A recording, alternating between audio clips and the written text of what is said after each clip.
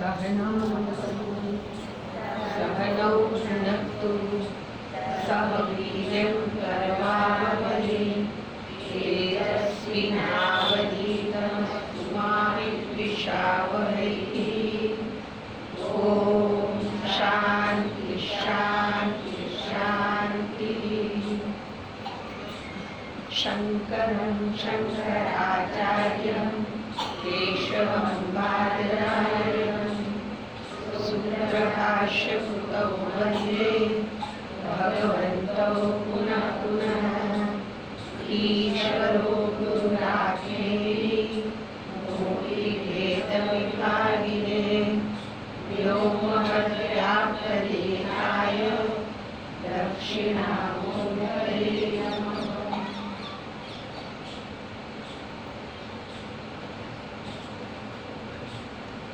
ॐ ईशावास्यमिदं सर्वं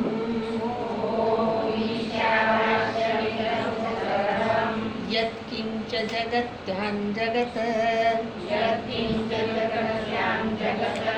तेन त्यक्तेन भूमिकाः मातृतत्कस्य सिद्धनं कुर्वन्नेवेह कर्माणि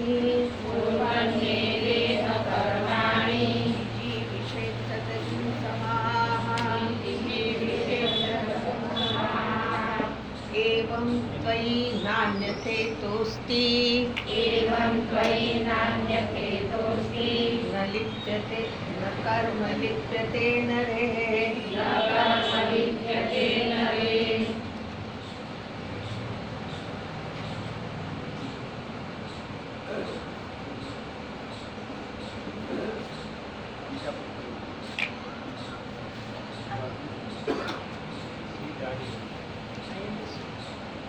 જેને સમજાય ને થોડાક આગળ અને દેખાય આપણે વાંધો તો દાદી છે.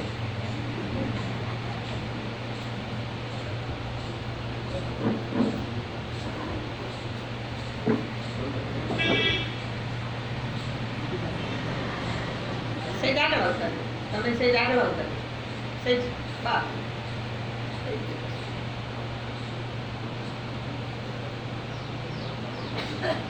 બસ બસ બસ પછી તમને નહીં દેખાય. મારે એવું અપેક્ષિત હોય જેને જાય મતલબ કે હું બોલું એ તમને પહોંચતું હોય તો મને એમ થાય કે મારું બોલેલું પછી તમે આમ મૂંઝાયેલા બેઠા હો તો મને એમ થાય કે મારું વાળું શું થયું એમ નહીં. ન સમજાય તો બીજી વાર બોલીશ પણ આ જગ્યા કોની રાખી દીધી?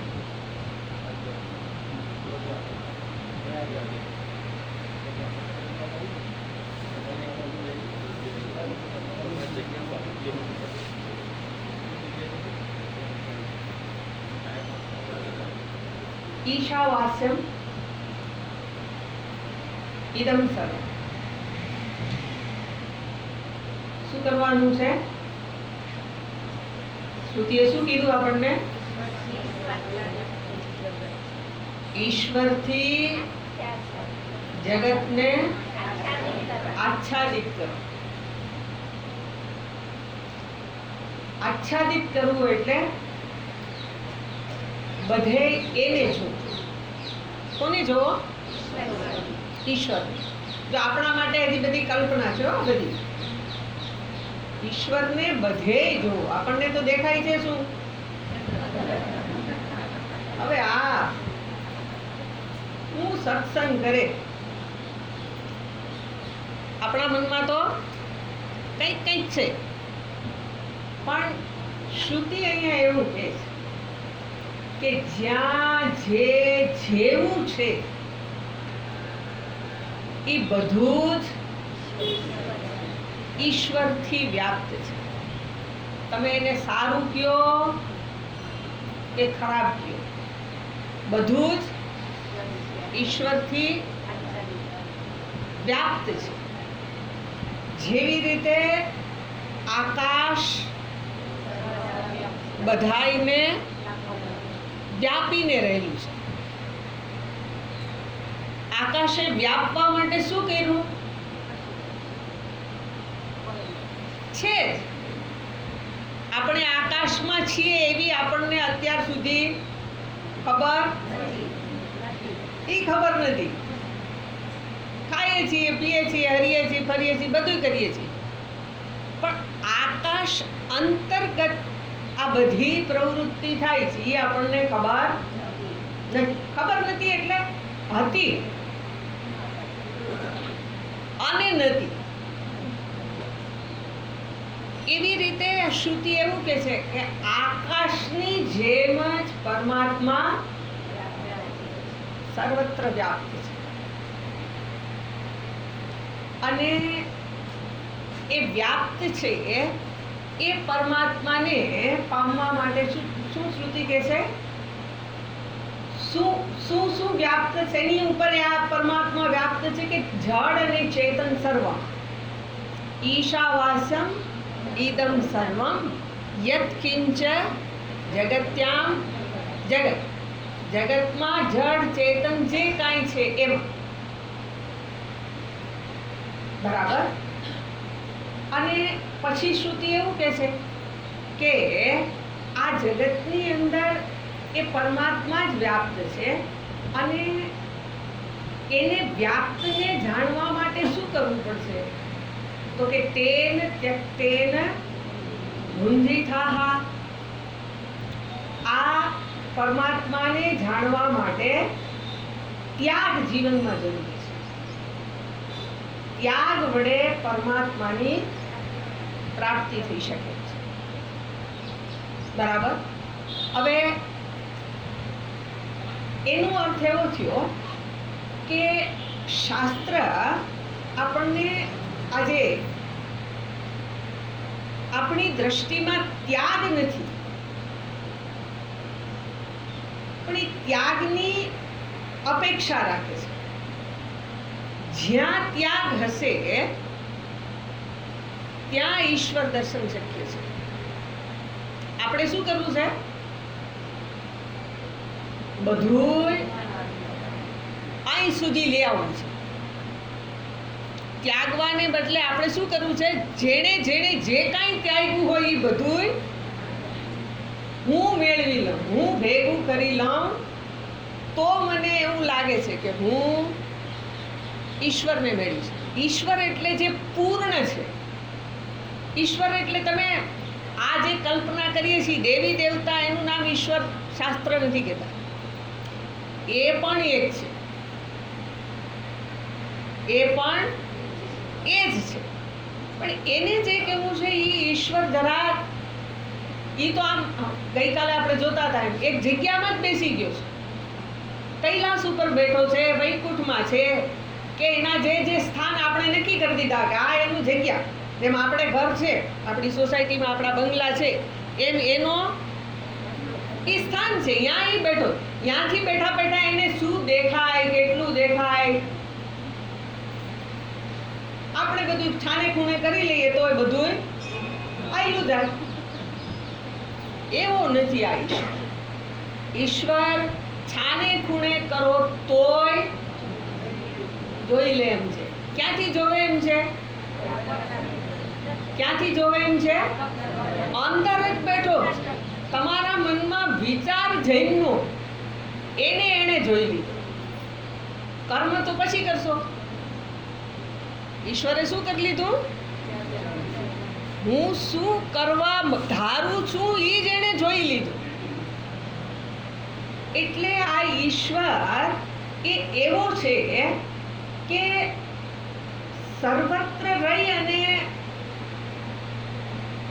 એ મારી પાસેથી કંઈક ત્યાગની અપેક્ષા રખાવે છે. તેન ત્યક્તેન ભુંજીથાઃ.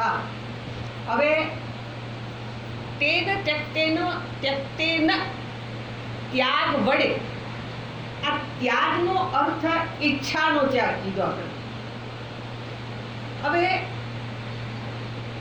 ઈચ્છાનો ત્યાગ એટલા માટે કરવા માટે શ્રુતિ કહે છે કે ઈચ્છાની પૂર્તિ માટે જો હું પ્રવૃત્ત રહીશ તો ઈચ્છાની પૂર્તિ બહાર જગતમાં થવાની છે.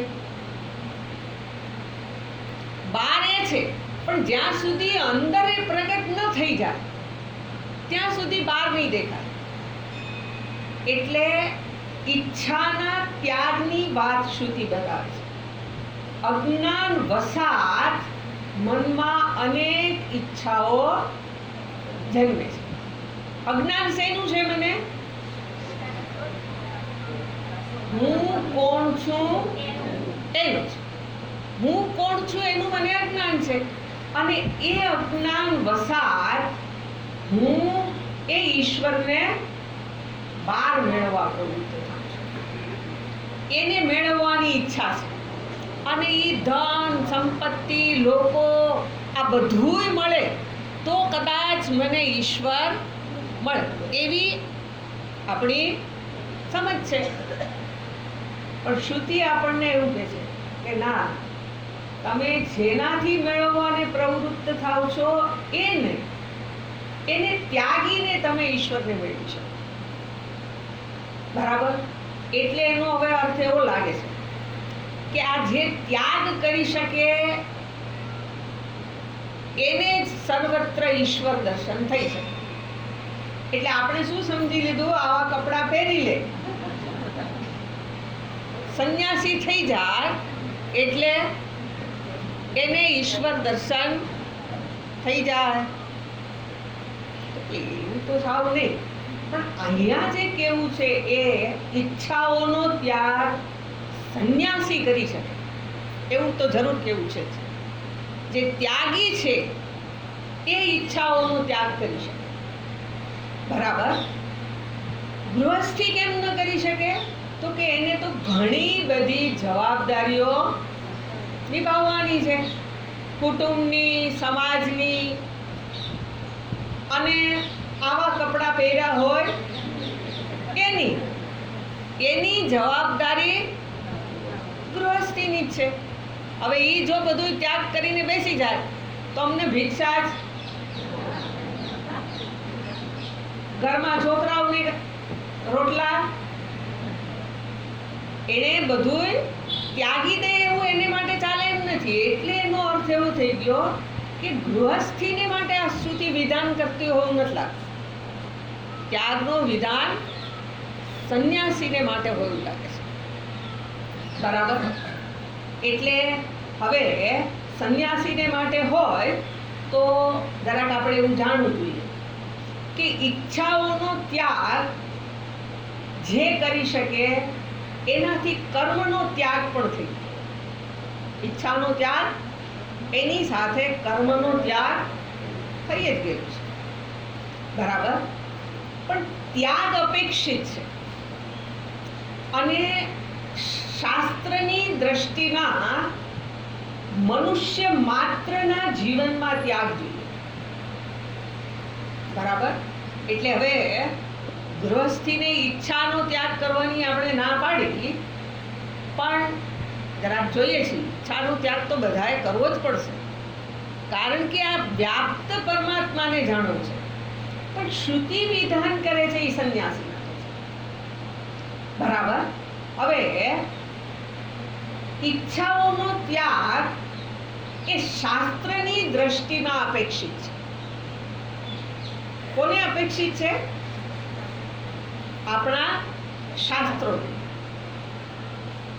શું કરવાને? તો કે મનુષ્ય જન્મથી જ સિદ્ધ છે, એને જેને મેળવવો છે એ કાંઈ એને ક્યાંય બહારથી ક્યાંય લાવવાનો છે એવું નથી. પોતે પૂર્ણ છે, પણ પૂર્ણ છું એની મને ખબર નથી. પૂર્ણ છું, આપ્તકામ છું, અને છતાંય એ પૂર્ણતાને હું અજ્ઞાન વસાત બહાર શોધું છું. પૂર્ણતાનું મને જ્ઞાન નથી એટલે એને હું બહાર શોધવાનો પ્રયત્ન કરું છું. સિદ્ધ શું કરવાનું છે? તો કે જે સિદ્ધ હોય એને સિદ્ધ કરવાનું નથી. સિદ્ધ એટલે મળી ગયેલું હોય. સિદ્ધ હોવાનો અર્થ શું થાય? જે મને મળી ગયેલું છે. આત્માને મારે સિદ્ધ કરવાનો નથી, મળેલ જ છે. પણ આપ્ત કામ નથી બની ગયું. આપ્ત કામ, પૂર્ણ કામ એ હું નથી બની. વસ્તુઓની કામના છે, પણ એ કામના વિપરીત જ્ઞાનમાંથી જઈ. આત્માનું અજ્ઞાન એમાંથી જન્મી વિપરીત, એમાંથી જન્મ્યું વિપરીત જ્ઞાન. વિપરીત જ્ઞાન કોને કહેવાય? તો કે દેહ, ઇન્દ્રિય, મન, બુદ્ધિ હું છું એવું જ્ઞાન એને કહેવાય વિપરીત જ્ઞાન. હુંના અજ્ઞાનમાંથી બીજું ઊભું થયું. શું ઊભું થઈ ગયું? આ હું છું, જેને આપણે આ કહી દીધું. ગઈકાલે જોતા હતા, આ કહીએ એ બધું કેવું કહેવાય? ઈદમ કહેવાય, દ્રશ્ય કહેવાય. અને દ્રશ્ય હોય મારાથી જુદું હોય, એ હું ન હોય. એટલે એનો અર્થ એવો થઈ ગયો કે આપણે શરીર, મન, બુદ્ધિને હું કહી દઈએ, એ જ્ઞાન તો છે પણ વિપરીત જ્ઞાન છે. આ જ્ઞાન કેવું કહેવાશે? વિપરીત જ્ઞાન છે. અને વિપરીત જ્ઞાન છે એનો અર્થ એવો છે કે જે મિથ્યા છે, એટલે આવવા અને જવા વાળું છે. બરાબર? હવે આ મને ન ખબર પડે ત્યાં સુધી મારી બુદ્ધિ પરિપક્વ ન થઈ કહેવાય. જ્યાં સુધી મને આ ન ખબર પડે કે જગતમાં બધુંય મિથ્યા છે. જો મિથ્યા શબ્દનો અર્થ થાય પહેલા નહોતું, પછી પણ જે રહેશે નહીં. વર્તમાનમાં તો કે પ્રતીત થાય છે, દેખાય છે, મારા અનુભવનો વિષય થાય છે. પણ અનુભવાય એટલે સત્ય ન કહેવાય. સત્યને સમજું ત્યારે મારી બુદ્ધિ પરિપક્વ થઈ કહેવાય. પરિપક્વ થાવી એનો અર્થ છે, તમે જાણો છો, પાકી જાવ. શું પાકવું? બુદ્ધિનું પાકવું. બુદ્ધિ પરિપક્વ બની. હવે જો જે પાકી જાય એ કેવું હોય? કોઈ પણ વસ્તુ પાકેલી હોય, કેરી પાકેલી હોય તો ખરી જાય. ખાવામાં કેવી લાગે? મીઠી લાગે. પાકેલી કેરી મીઠી લાગે. એમ પાકેલી બુદ્ધિ હોય તો, પાકેલી બુદ્ધિ હોય તો બીજાને છેતરી દે. આપણે એવું કહીએ ને, બહુ પાકો છે, બહુ પાકો છે એટલે પોતાનો સ્વાદ સાધી લે. એવું નથી કેવું. પરિપક્વ થવાનો અર્થ છે બુદ્ધિ પરિપક્વ થવી જોઈએ. એ પરિપક્વ થયેલી બુદ્ધિ જ પૂર્ણતા શું છે એને સમજી શકે. મોક્ષ કેનું નામ છે એને જાણી શકે.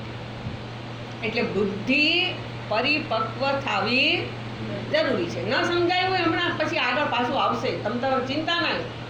બધાય દિવસ એક ટાઈમ બેહો ને એક ટાઈમ ન બેહો એવું ના કરતા. બધાય ટાઈમ એટલે કે સવાર સાંજ બે ટાઈમ આપણી કન્ડિશન છે. હું જો તમારા માટે આવી હોઉં તો તમે અડધો દિવસ ઘરનું કામ કરો ને અડધો દિવસ આવો, એવું કેમ ચાલે? તમારે બે ટાઈમ આવવું જ પડે, એમ ના ચાલે. આપણી કન્ડિશન છે. તમારા માટે હું આવી છું તો મારા માટે તમારા આવવું પડે ને. પણ અત્યારે તો એવું રાખો કે મારા માટે આવો છો, એમ રાખો ને. તમે અહીંયા બેસશો એટલે તમને શીરો ખવડાવીશ, શીરો ખવડાવીશ. પણ ક્યારેક એ કડક થઈ ગયો એવું લાગે તો તોય ચિંતા ન કરવી, શીરો બનાવી દઈશ. એટલે આવજો બે ટાઈમ કન્ટિન્યુ રહેશો ને તો આગળની વાતની સાથે તમારે લિંક બેસે, અને તમને લિંક બેસે, તમને સમજાય તો મને મારું કીધેલું મને સફળ થયેલું લાગે. બરાબર. એટલે શાસ્ત્ર આજે પૂર્ણતાની પ્રાપ્તિ માટે એને તેન ત્યક્તેન ભુંજીથા કીધું છે. એને માટે શાસ્ત્રએ એવું વિધાન કરેલું છે. 4 આશ્રમ બનાવ્યા. વર્ણાશ્રમ જે કહીએ, વર્ણાશ્રમ એટલે બ્રાહ્મણ, ક્ષત્રિય, વૈશ્યની વાત નથી કરતા, પણ બ્રહ્મચર્ય, ગૃહસ્થ, વાનપ્રસ્થ અને સંન્યાસી. હવે એમાંય જોવા જેવું છે કે એક આશ્રમ બીજા આશ્રમની તૈયારી માટે છે. પેલો બાળક રૂપે હોય ત્યાં સુધી એને બધું જાણવાની, આખા જગતને જાણવાની ઈચ્છા છે. તો એને એક ઉંમર સુધી શું કરવાનું? જગતમાં બધું જાણવા માટે પ્રયત્ન કરવાનો. પહેલાના સમયમાં આશ્રમ વ્યવસ્થા, એટલે આશ્રમમાં જઈને આ બધું ભણવાનું, કે જ્યાં વ્યક્તિ વિદ્યાથી યુક્ત થાય. એટલે બ્રહ્મચર્ય આશ્રમ થોડોક મોટો થઈ જાય એટલે તો કે હવે મનમાં ભોગ વૃત્તિ જન્મી, તો કે ભોગ વૃત્તિ જન્મી તો હવે તને ગૃહસ્થ બનવાનો અધિકાર છે. એટલે શાસ્ત્રએ એમાંય છૂટ આપી દીધી કે ભલે હવે તું ગૃહસ્થી બન. ગૃહસ્થી બનીને માત્ર ભોગ જ કરવાના છે એવું નથી શાસ્ત્ર કહેતા, પણ એ ગૃહસ્થ જીવન ફરી પાછું વ્યક્તિને વાનપ્રસ્થ અવસ્થા માટે તૈયાર કરે છે. પ્રવૃત્તિ કરતા હોય ત્યારે મનમાં અશાંતિ છે. આપણા મનને જુઓ, ત્યાં સુખાનુભૂતિ ઓછી છે. થોડીક વારમાં ઓલાએ આમ કહી દીધું, આણે આમ કરી લીધું. શાંતિ, સુખ ગૃહસ્થ જીવનની અંદર એટલા બધા પ્રાપ્ત નથી. એટલે પેલા ગૃહસ્થીએ શું કરવાનું છે તો કે અહીંયા એને પક્વ બનવાનું છે. બ્રહ્મચારી તરીકે પક્વ બન્યો, ગૃહસ્થી બન્યો. ગૃહસ્થી તરીકે પરિપક્વ બની વાનપ્રસ્થિત છે. હવે વાનપ્રસ્થીએ શું કરવાનું છે તો કે ઈશ્વરની ઉપાસના કરવાની છે, જ્યાં જવાબદારીઓમાંથી મુક્ત થવાનું છે. વાનપ્રસ્થીની આપણા જીવન 100 વર્ષની કલ્પના કરી છે. હમણાં આગળ આવશે મંત્ર.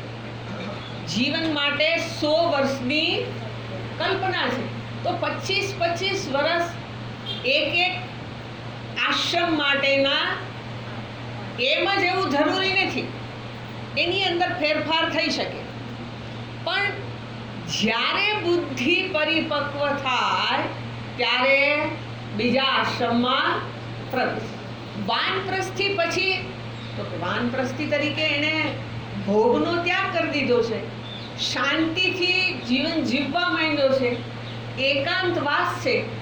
હવે એના મનમાં વધારે જિજ્ઞાસા જન્મશે કે હું જેની ઉપાસના કરું છું એ ઈશ્વર કેવો છે એને મારે જાણવો છે.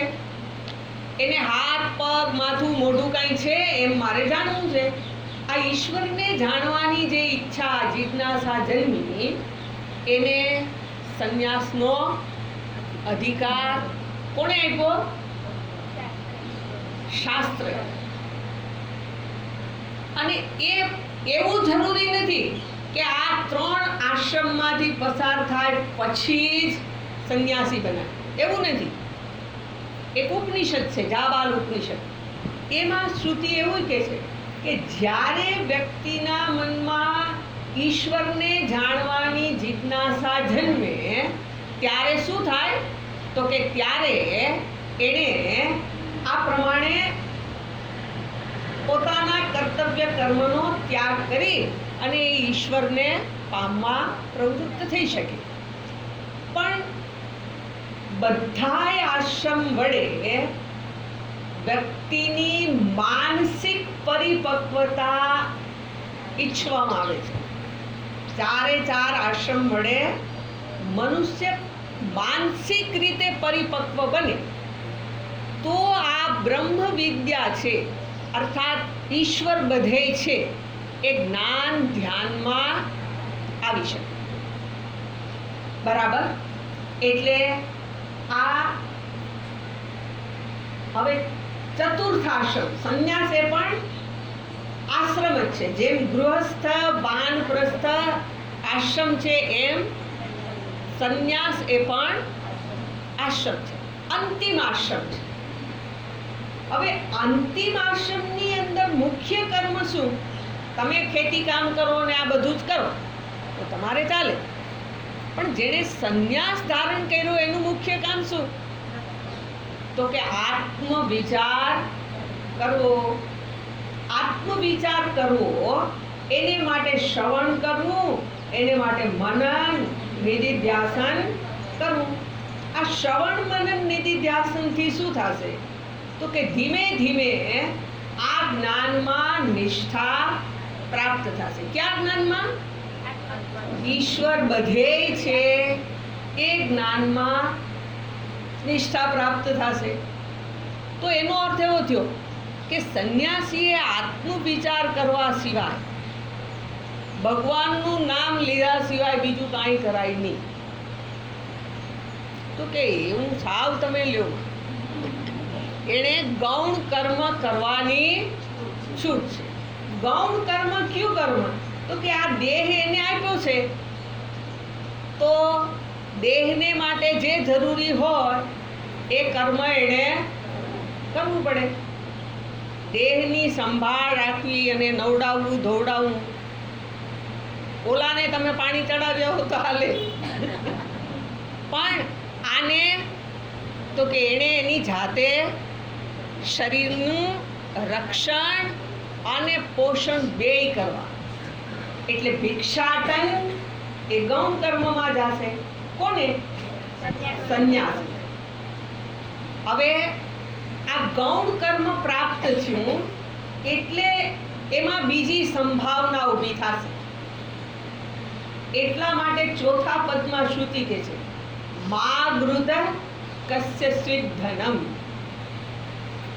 તું જે વ્યાવહારિક જગતમાં કર્મમાં પ્રવૃત્ત થાય તો ત્યારે વ્યવહાર માટે તારે ધનની કે કોઈ વસ્તુની આવશ્યકતા ઊભી થશે. કે જેની આવશ્યકતા ઊભી થાય એમાં લાલચ ન રાખ. મા ગૃધનો અર્થ થાય કોઈનાય ધનની લાલચ રાખીશમાં. હવે આવું શ્રુતિ ત્યાગીને ના કે, સંન્યાસીને ના કે. કેમ નહીં કે? તો આપણને એ ખબર હોવી જોઈએ એણે એષણા ત્રયનો ત્યાગ કરેલો છે. કઈ કઈ એષણા છે? એક છે પુત્રની પ્રાપ્તિની ઈચ્છા. પુત્રની પ્રાપ્તિની ઈચ્છા છે તો ધનની ઈચ્છા થાય. ધનની, પુત્રની અને ત્રીજી લોકો મને જાણે. લોકો મને જાણે. પણ પણ કેવો જાણે? હું બહુ સારો છું. કેવો છું એ મને ખબર છે, પણ લોકો મને બહુ સારો જાણે. આ કામના છે, આ ઈચ્છા છે. આ ત્રણે ત્રણ ત્યાગીને સંન્યાસી બન્યો હોય એને શ્રુતિ આવી વાત કરે. આ જે કામના છે એ દુનિયાની છે, દુન્યવી કામના કહેવાય.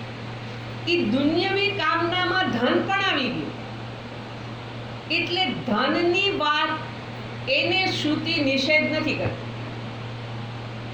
અને છતાંય ફરી પાછું કીધું કે વ્યવહારની વાત આવે તો વ્યવહારિક જગતમાં કાંઈક આવશ્યકતા પણ ઊભી થાય, અને એ ઊભી થાય એવા સંજોગોમાં શ્રુતિ કહે છે કે ધનની લાલચ ન રાખીશ. અર્થાત ધનને મેળવવાની આકાંક્ષા ન રાખીશ. ધનનો માલિક બનવા માટે ઈચ્છા ના કરીશ. વ્યવહારિક જગતમાં જીવું તો મારે શું છે? મારે ધનના માલિક બનવું છે. પણ શ્રુતિ અહીંયા એવું કહેવા માંગે છે કે તું શેનોય માલિક બનીશ નહીં. માલિક બનવું એટલે એનો કબજો જમાવવો.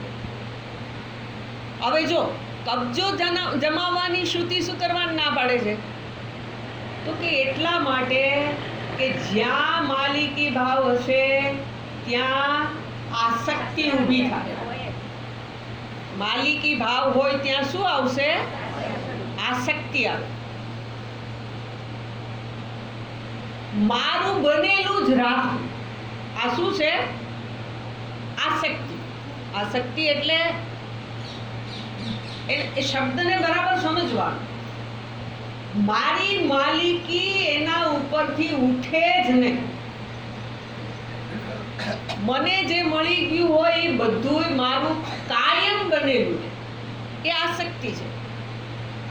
હવે એ કાયમ બનેલું રાખવા માટે મારે શું કરવું પડશે? તો કે એના રક્ષણની મારે સતત ચિંતા કરવી પડે. જે વસ્તુ મારી બનાવવી હોય એની રક્ષા કરવાની જવાબદારી મારી થઈ જાય. અને એટલે આ આસક્તિ અને માલિકીના ભાવને દૂર કરવા માટે શ્રુતિ એવું કહે છે કે રખેને તું આ વસ્તુને ધ્યાનમાં રાખજે. મા ગૃધર કસ્યચિત ધનમ. ધનની કામના ન કરતો, એનો માલિક ન બનતો. બરાબર? એટલે આજે પારમાર્થિક દ્રષ્ટિએ જોઈએ તો આપણે એવું જોયું જે કાંઈ છે એ બધું આત્મા છે, અને આત્મા બધુંય છે એનો અર્થ ધન નામની કોઈ વસ્તુ નથી રહેતી.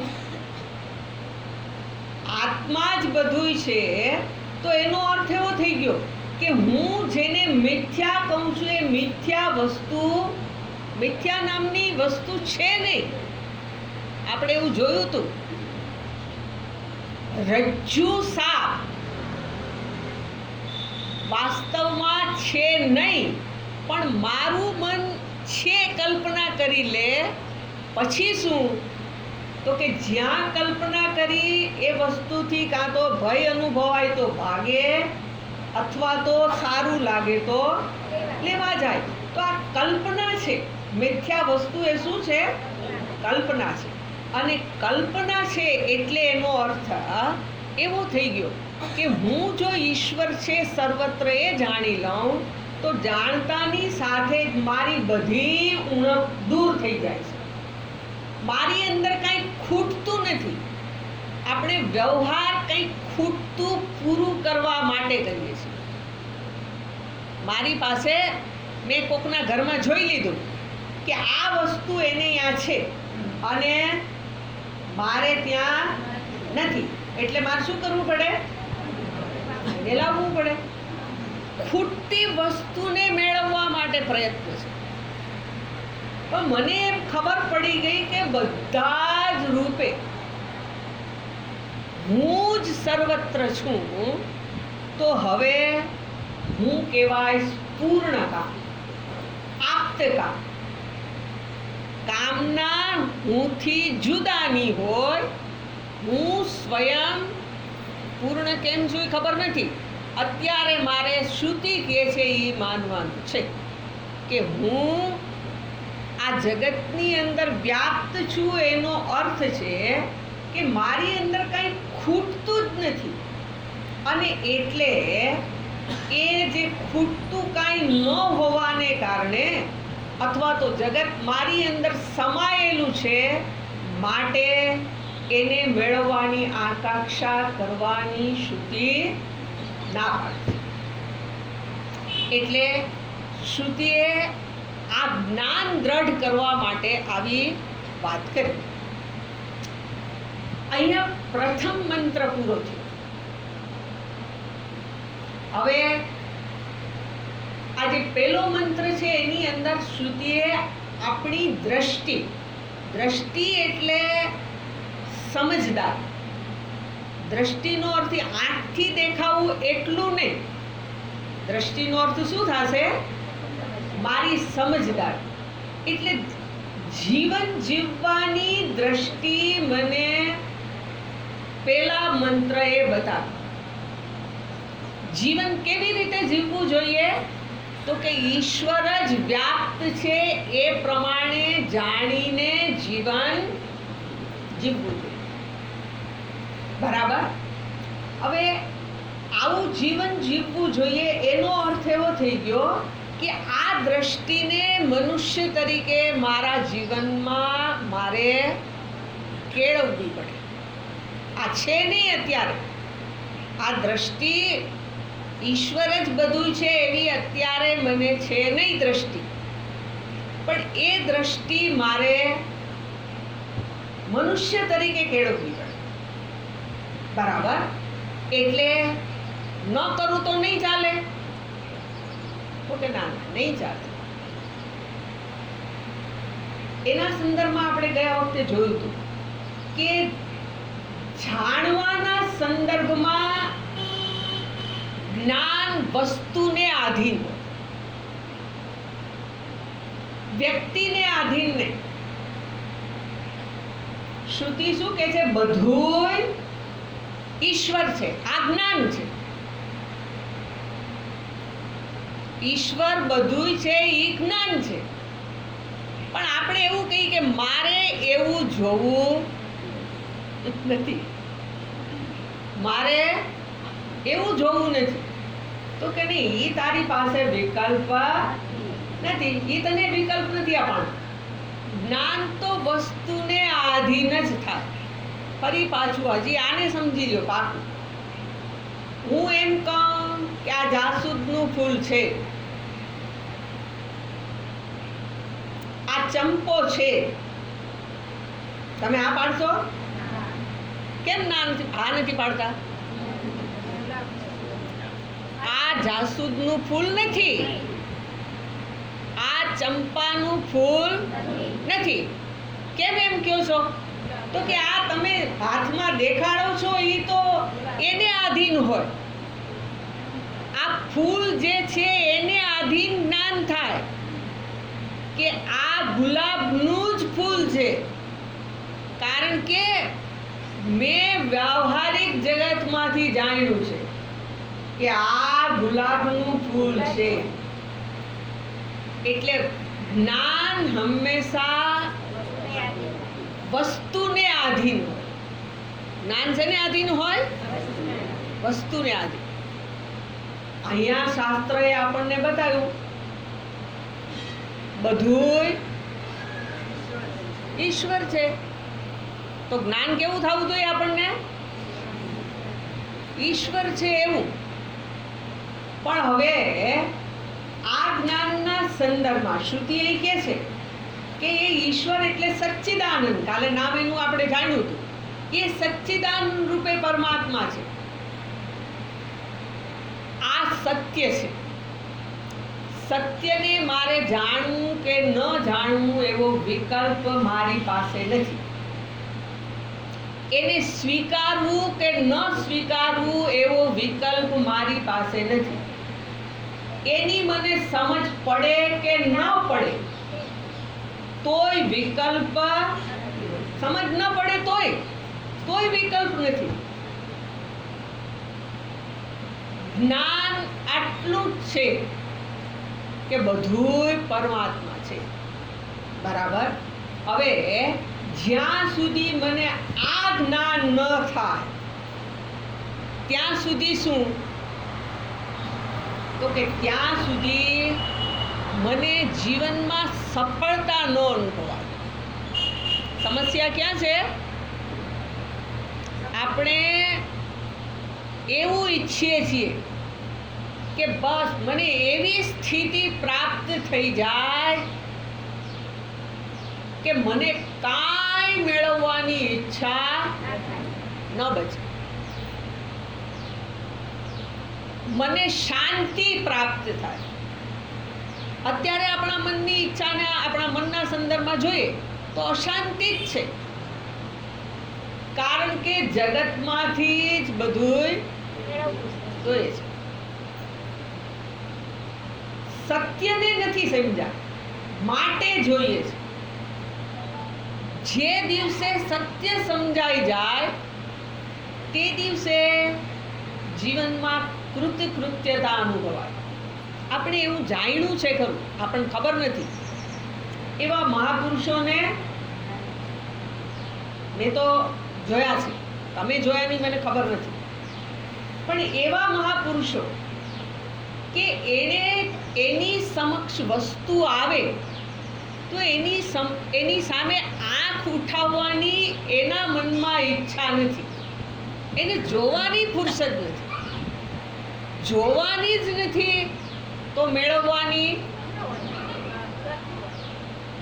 શું મળ્યું આ શરીરના નિર્વાહ માટે? તો કે એની ઉપર ધ્યાન નહીં. ભૂખ એને લાગે તો કે ભાન થાય, સામે પડ્યું હોય તો લઈને મોઢામાં મૂકી દે. ભૂખ લાગી છે નથી તો કાંઈ નહીં. આપણને એવી સ્થિતિ પ્રાપ્ત નથી થઈ કારણ કે આ સત્યને બરાબર સમજા નથી. એટલે ભોગ વડે શાંતિ મળે પેટમાં, અને એ પછી પાછું ભોગની અંદર એ કેવું જોઈએ? તો કે ખીચડી ખાઈ લઈએ તો ન ચાલે. ખીચડી ભેગું પછી શું જોઈએ? તો આપણા મનની કલ્પના છે કે આ જોઈએ, ઓલું જોઈએ, ઓલું જોઈએ, આ બધું જોઈએ. ભૂખ દૂર કરવા માટે આ જ જોઈએ એવું નથી, જે મળે એનાથી ચાલે. પણ જ્યાં સુધી આ જ્ઞાન, આ સત્યને ન જાણીએ ત્યાં સુધી કૃતકૃત્યતા નથી. હવે આ કૃતકૃત્યતા માત્ર સંન્યાસીએ જ મેળવવાની છે એવું નથી. જગતમાં મનુષ્ય તરીકે જે જન્મ્યો એના જીવનનું પ્રયોજન આ બધું ઈશ્વર છે એ જાણવું એ જ પ્રયોજન છે. મનુષ્ય શરીરના એનું ધ્યેય ઈશ્વર જ છે. એક ચાર વસ્તુના સંદર્ભમાં બધાય પ્રાણીઓને સમાન છે. આહાર, નિદ્રા, ભય, મૈથુનમ ચ, સાંભળેલું છે. ખાવાનું, ઊંઘ, ભૂખ, થાકી જાય શરીર ત્યારે ઊંઘ. થાકેલો ન હોય, ખાઈ પીને તૃપ્ત થયો પછી શું? આહાર, નિદ્રા મળેલું છે અથવા તો આ છે તો કોઈકનો ભય છે. આ હું છે એ ભય અને એમાંથી બચવા માટે વ્યક્તિ પ્રયત્ન કરશે. અને આ ત્રણેય જ્યાં મળી ગયા, આહાર, નિદ્રા અને ભયમાંથી મુક્તિ મળી ગઈ. એ મુક્તિ મળતાની સાથે જ ભોગ વૃત્તિ. આ પશુની અંદર છે, મનુષ્યમાં છે. તો આપણે મનુષ્ય બનવું કે પશુમાં આપણી ગણતરી કરાવવી, એ આપણી ઉપર આધારિત છે. મનુષ્યની ફરજ શું છે? તો કે બધું ઈશ્વર છે એ જાણવું. એ જ એક મનુષ્ય જીવનનું ધ્યેય છે. આજે નહીં, કાલે નહીં, અનેક જન્મો પછી. વિકલ્પ નથી. હમણાં કીધું, સત્યને જાણવામાં કોઈની પાસે વિકલ્પ નથી. પરમાત્માને મારે જાણવા નથી તો એ તમારી પાસે વિકલ્પ નથી. ભલે આજે રખડો તમારે, રખડો એટલે 84 લાખના ફેરામાં ફરો. જ્યારે બુદ્ધિ ઠેકાણે આવશે, ઠેકાણે આવવી એટલે પરિપક્વ થશે. જ્યારે બુદ્ધિ પરિપક્વ થશે ત્યારે આ ઈશ્વરનું જ્ઞાન થઈ શકે. બરાબર? એટલે મનુષ્ય જીવનનું ધ્યેય પરમાત્મા છે. હવે આટલી વાત આપણે સમજીએ તો જરા વેદની વાત જોઈએ.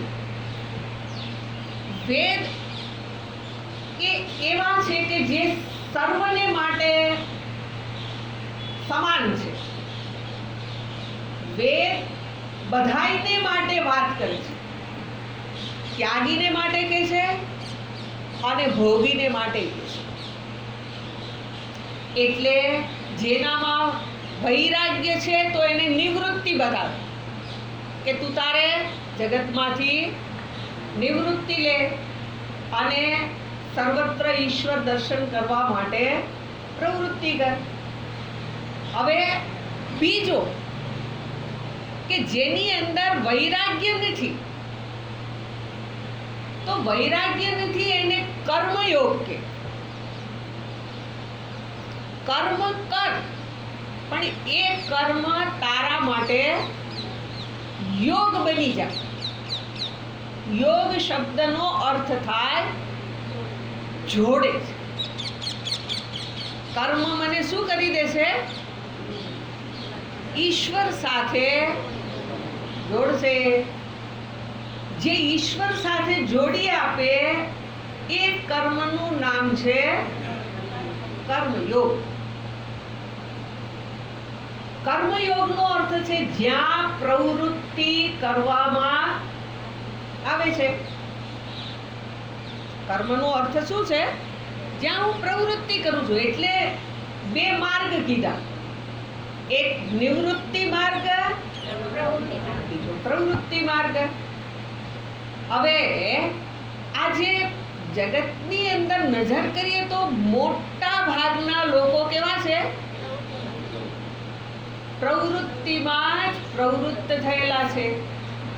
એટલે શાસ્ત્ર એની ઉપેક્ષા ના કરે, શાસ્ત્ર એનું ધ્યાન રાખે. એને પેલો ત્યાગ એના જીવનમાં આવે એવું એને કેમ બનાય, એને માટે એને તૈયાર કરે. એને પકાવવાનો છે. પ્રવૃત્તિમાં જે પ્રવૃત્ત થયેલો છે એને શ્રુતિએ, શાસ્ત્રએ શું કરવાનું છે? એને પરિપક્વ બનાવવાનું છે.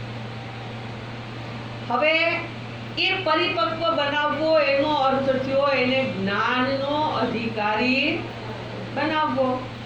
તો જ્ઞાનના અધિકારી માટે પછીનો બીજો શ્લોક છે, બીજો મંત્ર છે, જેમાં શ્રુતિ શું કહે છે? કુર્વન્નેવેહ કર્માણિ જીજી વિશે સત્તમ સમાહ. કુર્વન્નેવેહ કુર્વન એવ ઇહ. આ લોકમાં મનુષ્યએ એને માટે જે જે કર્મો વિહિત કરીને બતાવાયા છે એ બધા જ કર્મો કરતા રહીને મનુષ્ય લોકમાં એટલે મનુષ્ય શરીરમાં એને જે જે કર્મો પ્રાપ્ત થયા છે એ કર્મો કરતા રહીને એણે એનું આયુષ્ય પસાર કરવા માટે. આયુષ્ય કેટલું છે એ બધાને 100 વર્ષનું હોય એવું જરૂરી નથી, પણ 100 વર્ષની કલ્પના કરી છે. કુર્વન્નેવેહ કર્માણી જીજીવિચે સતમ સમાહા. સતમ સમાહાનો અર્થ થાય 100 વર્ષ જીવવાની ઈચ્છા કર. બરાબર.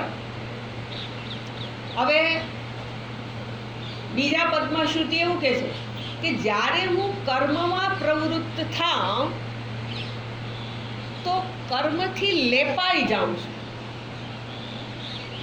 લેપાઈ જવાનું એટલે ખરડાવું. લેપાઈ જવાનો અર્થ શું થઈ જાય? ખરડાઈ જાવ. પછી સમજાવું જરા.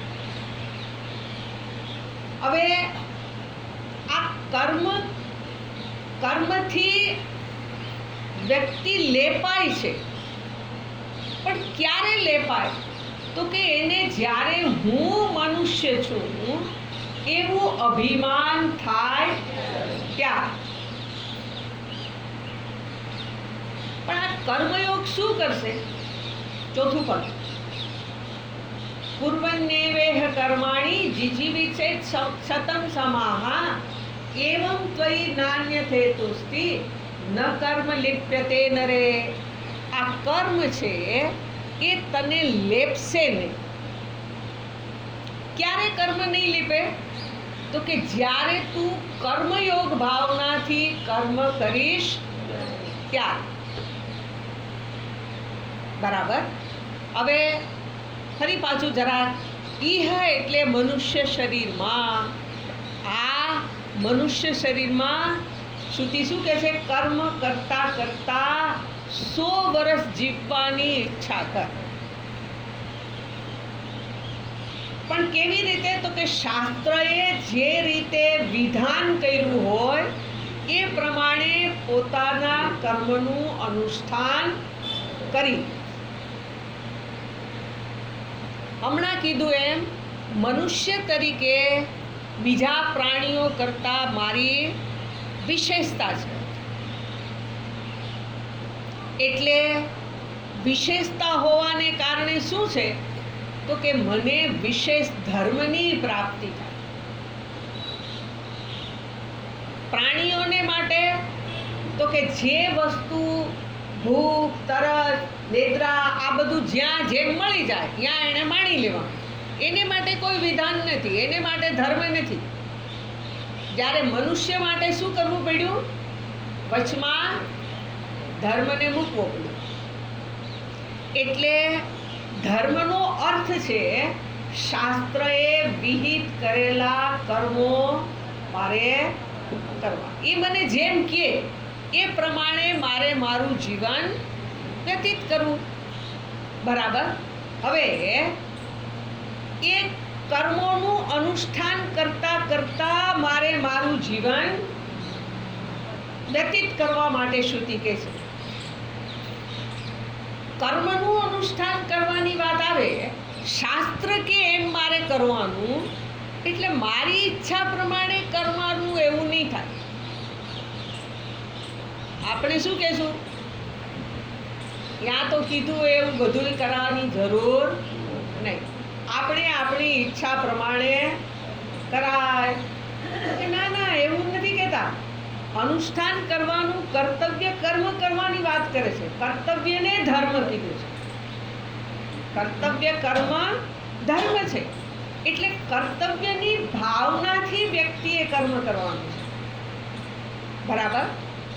કર્તવ્યની ભાવનાથી કર્મ કરવું તો શું થશે? તો કે એક સંવાદિતા, તાલબદ્ધતા જળવાય. કર્મને મારા કર્તવ્ય રૂપે હું જ્યારે લઉં ત્યારે મને ગમે એમ જ કરવું એમ નહીં. મને ગમે એવું કરવું એનો અર્થ તો મારા રાગ કે મારા દ્વેષને આધારે હું કરું અને ન પણ કરું એવું નથી કહેતા શાસ્ત્ર. શાસ્ત્ર શું કહે છે? સૃષ્ટિની તાલબદ્ધતા જળવાઈ રહે, મારા કારણે ક્યાંય વિક્ષેપ ન જન્મે એ રીતે મારે કર્મ કરવાનું. એટલે જ્યાં પણ કર્મ કરું ત્યારે આ સંવાદિતાને મારે ધ્યાનમાં રાખવાનું. સંવાદિતાનો અર્થ થાય તાલબદ્ધતા. આમ લય કહીએ ને એવું. બરાબર. હવે મને જ શું કરવાને કહે છે? તો કે તને જ કહે છે એવું નહીં. આખી સૃષ્ટિમાં સૃષ્ટિને ચલાવવા માટે નિયંતાએ શું કર્યું? આ સાયકલ ગોઠવી છે. જગતને ચલાવવા માટે જગત નિયંતાએ શું કરી દીધું?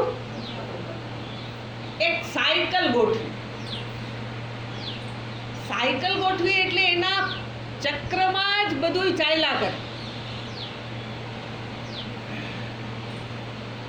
સમય આવે અને ચોમાસું આવી ગયું. સમય પૂરો થશે એટલે શિયાળો એની મેળે શરૂ થઈ જશે. શિયાળો પૂરો થાય એની મેળે ગરમી પડવા માંડશે. આ બધું શું છે? ઋતુઓ બદલે, મહિનાઓ બદલે, સવાર સાંજ થાય. આ બધું જ એક સંવાદિતા છે. અગ્નિ ઉષ્ણતા આપે, વાયુ પવન વહેડાવે. આ પણ પવન વાતો બંધ થઈ જાય તો આપણી સમસ્યા થઈ જાય, આપણે જીવી ના શકીએ. વાયુ વાતો બંધ થઈ જાય. એટલે સૃષ્ટિની અંદર ક્યાંય નિષ્ક્રિયતા નથી.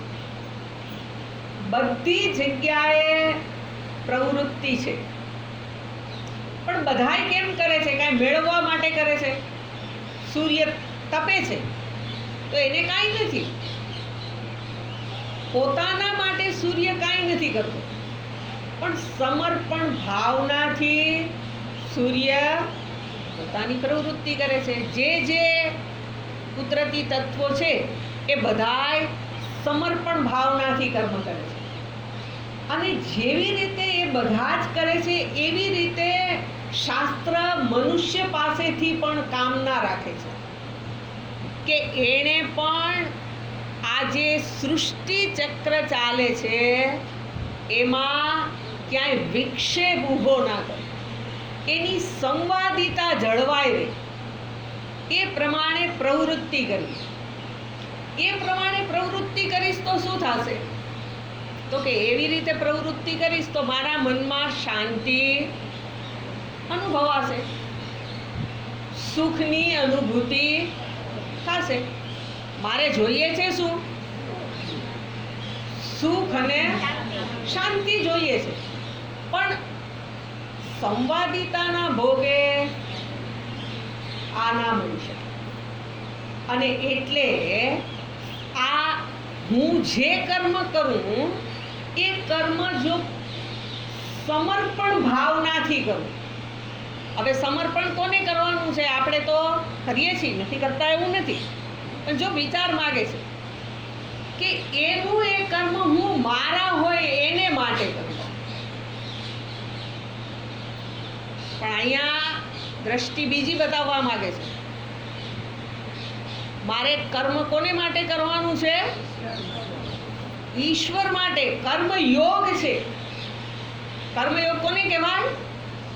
જે મને ઉત્કૃષ્ટની સાથે જોડી આપે. કર્મયોગ કોનું નામ છે? ઉત્કૃષ્ટની સાથે જે મને જોડે. ઉત્કૃષ્ટ કોણ છે જગતમાં?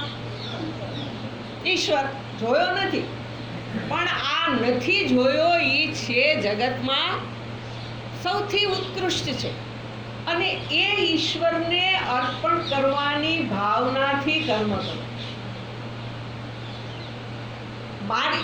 મારી કર્મની કુશળતા જ આમાં છે. કુશળતા એટલે સારી રીતે કર્મ કરવાની સમજ. મારી કુશળતા શેમાં છે? કર્મ કરું અને લેપે. જો કર્મ કરું છું અને મને લેપે છે, ખરડાવે છે. ખરડાવે છે એટલે શું કરે છે? મને એનાથી બાંધે છે.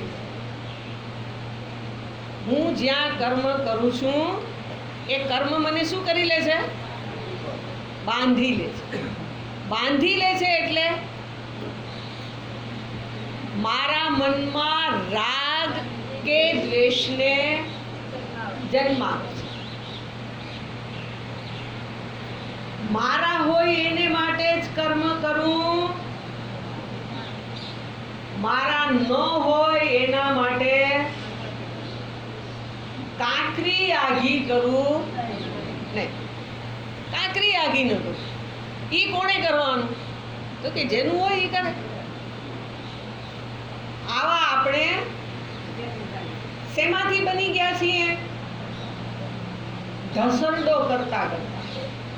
કર્મ કરીને નહીં. આપણું કર્મ શું છે?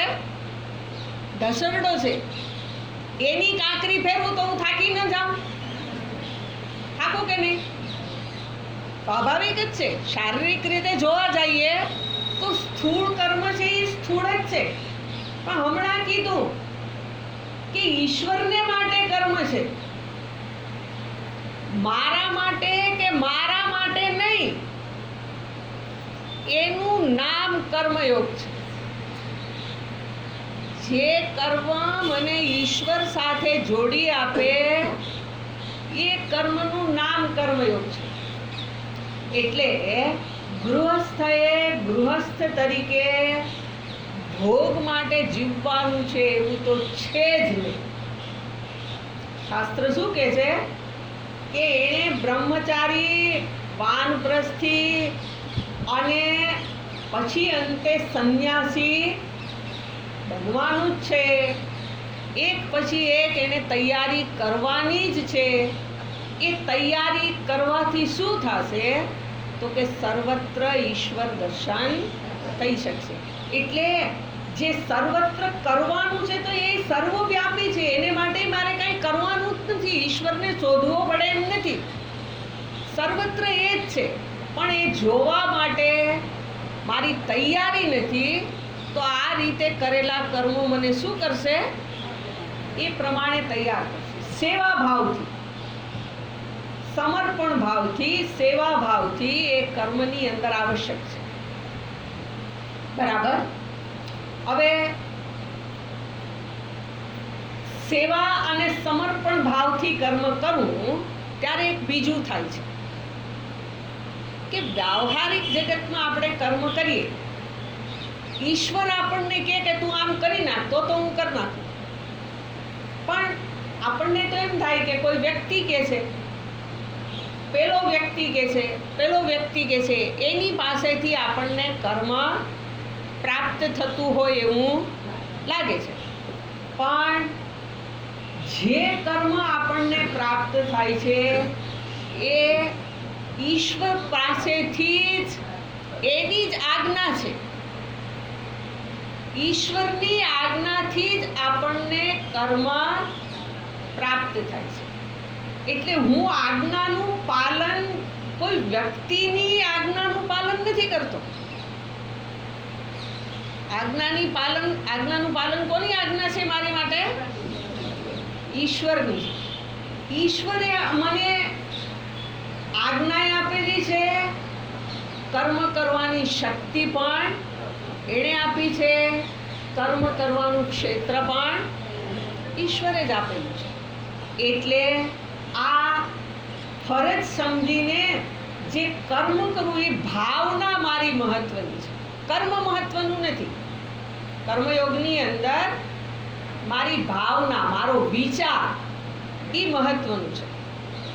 હવે એ ઈશ્વરને માટે ઈશ્વરની આજ્ઞાથી સમર્પણ ભાવથી કરેલું કર્મ એ મારી અંદર જે રાગ દ્વેષ ઊભા થઈ જાય છે એ નહીં થવા. એ નહીં થાય એટલે હું ખરડાઈશ નહીં. ખરડાઈશ નહીં એટલે ફરી પાછું નવા રાગ દ્વેષ જન્મશે નહીં. નવા રાગ દ્વેષ નહીં જન્મે તો પેલા સુખ અને શાંતિ સહજ રીતે જ આવશે. એટલે આજે કર્મનો આદેશ આપણને જો કોઈ વ્યક્તિ પાસેથી લાગતો હોય ને ત્યારે એવું સમજવું કે મારો અહંકાર પ્રબળ છે. આ વ્યક્તિ નાનો છે, આ મોટો છે, આણે મને આજ્ઞા કરાય નહીં, આનાથી મને આમ કહેવાય નહીં, આ આપણો આમાં અહમ છે, એ મને એવી રીતે રોકે છે. વાસ્તવમાં ઈશ્વર જ વ્યાપ્ત હોય તો આજ્ઞા આપનાર ઈશ્વર જ છે. અને ઈશ્વરની આજ્ઞા મારા મનની આજે લઘુતા ગ્રંથિ કે ગુરુતા ગ્રંથિ એને છોડાવવા માટે છે. હું જગતમાં કોઈનાથી નાનો નથી, જગતમાં કોઈનાથી મોટો નથી. કેમ મોટો નથી? બધુંય ઈશ્વર છે અથવા તો બધુંય હું જ છું. મારાથી કોઈ જુદું હોય તો કોક મોટું હોય, મારાથી જુદું હોય તો કોક નાનું હોય. પણ આ કર્મના ક્ષેત્રમાં ઈશ્વરની આજ્ઞાથી, ઈશ્વર ભાવનાથી, સમર્પણ ભાવનાથી જે કર્મ કરું છું એ એટલા માટે કરવાનું છે કે શાસ્ત્રની આજ્ઞા છે. શાસ્ત્રમાં મને શ્રદ્ધા હોય ત્યારે આ પ્રકારે કર્મ કરીશ. અને તો શું થશે તો કે મને સમજાશે કે આ સૃષ્ટિ નિયંતા જ સૃષ્ટિ રૂપે બની ગયો છે અને હું એ સૃષ્ટિના જ એક ભાગરૂપ છું. ભાગરૂપ છું એવું કાલ્પનિક છે, એમાં ભાગ નથી, નાના મોટા એવું કોઈ કલ્પના નથી. સર્વત્ર ઈશ્વર જ છે. અથવા તો એવું કહેવાય કે બધું ઈશ્વરની વિભૂતિ રૂપ જ છે. જે કાંઈ છે એ ઈશ્વરની વિભૂતિ જ છે. એટલે આ રીતે શ્રુતિ શું કહે છે? એવં ત્વયી નાન્યથેતોસ્તિ ન કર્મ લિપ્યતે નરે. ચોથું પાદ શું કહે છે? એવં ત્વયી, આ પ્રમાણે તારા માટે, અર્થાત મનુષ્ય તરીકે તારા માટે આ સિવાય બીજો કોઈ માર્ગ નથી. બીજો કોઈ માર્ગ શેને માટે નથી?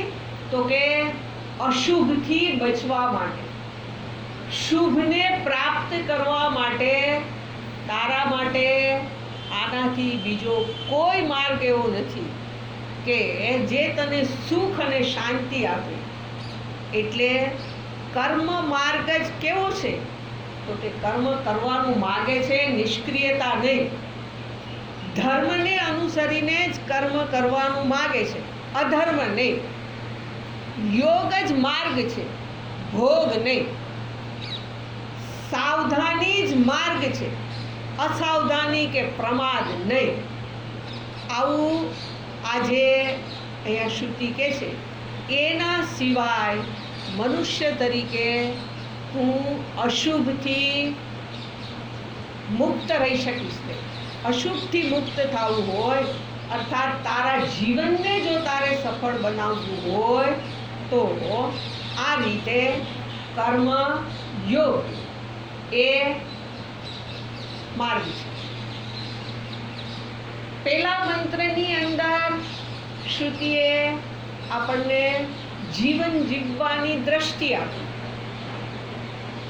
બીજા મંત્રની અંદર શ્રુતિએ કર્મ કેમ કરવું અને એ કર્મની નિષ્ઠા કેવી રીતે પ્રાપ્ત કરવી એ બતાવ્યું. હવે પછીનો જે મંત્ર છે એની અંદર શ્રુતિ એ વાત બતાવે એની પૂર્વે જરા જાણી લઈએ કે એક દ્રષ્ટિ બતાવી પેલા મંત્રમાં એ જ્ઞાનીની દ્રષ્ટિ છે, બીજી દ્રષ્ટિ બતાવી કર્મ માટેની એ વિવેકી માટેની છે, અને હવે પછીનો જે ત્રીજો મંત્ર શ્રુતિ કહેવા જાય છે એ અવિવેકીને ધ્યાનમાં રાખીને કહેવા જાય છે, જેની અંદર વિવેક કરવાનું સામર્થ્ય નથી. એટલે જે ત્રીજો મંત્ર અવિવેકીની સ્થિતિનું નિરૂપણ કરે છે. વિવેકી કોણ છે? તો જરા જેને નિત્ય અનિત્યને જાણેલું છે એને કહેવાય વિવેકી. જે નિત્ય અનિત્યને સમજો જ નથી એને અહીંયા અવિવેકી કીધું છે. માત્ર દેહને જ હું કે છે. ત્રીજો છે એ શું કે છે? આ દેહ એ જ હું છું અને દેહની ઈચ્છાઓની પૂર્તિ કરવી એમાં એને તૃપ્તિ લાગે છે. આ દેહની ઈચ્છાઓ પૂરી થાય તો હું તૃપ્ત થાઈશ, તો મને જે જોઈએ છે એ મળેલું લાગશે. અને આવી જેની મનોવૃત્તિ હોય એને શાસ્ત્રએ અસુર કીધો છે. આવો વ્યક્તિ કોણ છે? આસુરી વૃત્તિ વાળો છે. આસુરી વૃત્તિ છે એટલે પોતાનું જ, પોતાના સિવાય જે બીજાનો વિચાર કરતો નથી એ અસુર છે. એટલે એ ત્રીજા મંત્રની અંદર શ્રુતિ આ આસુરી વૃત્તિ વાળો જે વ્યક્તિ છે એની નિંદા કરે છે. અને નિંદા કરવા અર્થે નથી, નિંદા શાસ્ત્ર ન કરે, એ જે સ્થૂળ બુદ્ધિ હોય એ કરે, પણ પેલા વિવેકીની અને જ્ઞાની પુરુષની એના દ્વારા સ્તુતિ છે. પેલાના વખાણ કેમ કરવા? તો કે બીજાનું જે કર્મ છે એ નિકૃષ્ટ છે એ તમને બતાવવામાં આવે તો એનો અર્થ એવો થઈ ગયો કે પહેલાને શ્રેષ્ઠ બતાવ્યા છે. એટલે હવે એ જે ત્રીજો મંત્ર છે એમાં આવા અવિવેકી મનુષ્યની નિંદા છે. એમાં શ્રુતિ શું કહે છે? અસુર્યા નામ તે લોકા અંધેન તમસા વૃતાઃ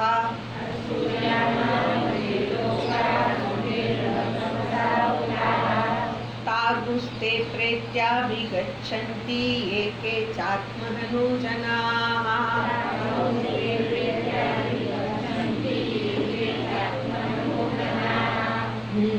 શું શ્રુતિ કહે છે? એ આસુરી લોક અર્થાત જ્યાં એને શરીર પ્રાપ્ત થયું છે એ આસુરી લોક કેવું છે? તો કે